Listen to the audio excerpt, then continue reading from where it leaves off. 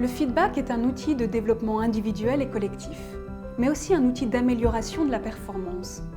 Qu'il soit positif ou correctif, ou simplement expression de difficultés, ces feedbacks sont des leviers de transformation qui servent autant les collaborateurs, le manager et l'entreprise. Mais ils sont souvent oubliés ou très maladroitement donnés.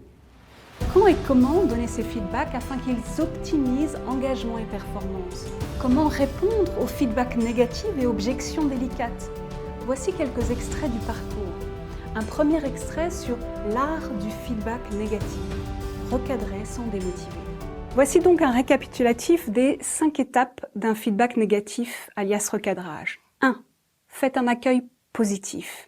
2. Décrivez les faits, le plus précis et vérifié possible. 3. Écoutez jusqu'à la dernière note, questionnez, reformulez pendant cette étape d'écoute. 4. Établissez un objectif SMART. Comment vas-tu t'y prendre pour 5. Planifier un suivi. Un second extrait sur répondre aux objections du client ou du collaborateur. La reformulation est un art. Elle peut commencer par « ce que tu me dis c'est » ou « l'idéal pour toi serait » ou encore mieux, commencez vos reformulations par « tu te demandes comment »,« tu te demandes quand »,« tu te demandes si ». C'est encore plus puissant. C'est un peu transformer l'objection en question. Tu te demandes si, comment, pourquoi.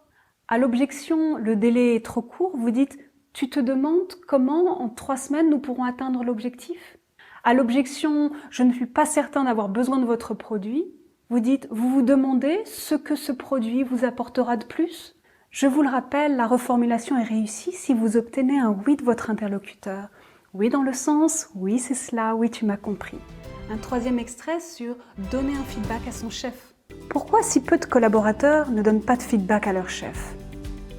Parce qu'ils n'osent pas. Pour cacher cette peur, ils brandissent de nombreuses fausses raisons de se taire. Ça n'est pas à moi de lui dire. Ah non, ça ne servira à rien. J'ai déjà essayé de lui faire comprendre.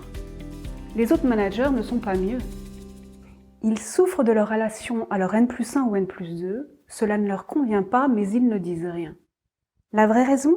Pourquoi? Parce qu'inconsciemment, on se met en position basse devant son manager. On reproduit inconsciemment la relation enfant-parent, tantôt enfant soumis, tantôt enfant rebelle.